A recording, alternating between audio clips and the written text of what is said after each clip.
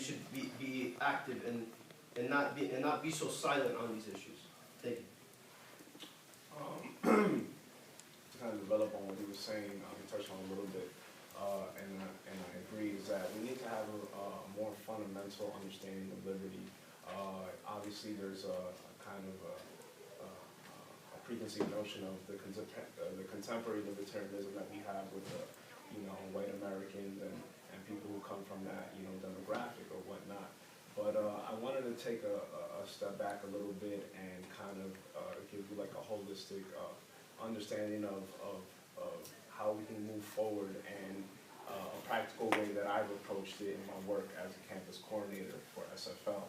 So, obviously libertarians are very, I guess, well acquainted with the notion of individuality, individualism, and it's a huge thing in the philosophy, and I think it's important. And they do it to a degree of which is kind of negligible to community, and how important community might be to underrepresented groups in terms of liberty and things of that nature. But I think it's also important that the same way that we place an importance on community and individuality, I think that there needs to be some sort of I guess duality there, some sort of balance in between those two dynamics between community and individuality. I think that we need to take a step back and look at it like this. We kind of identify ourselves and fragment our human identity when we call ourselves black, when we call ourselves Latino, when we call ourselves whatever denomination of the human identity. Even the term individual in and of itself is some sort of fragmentation.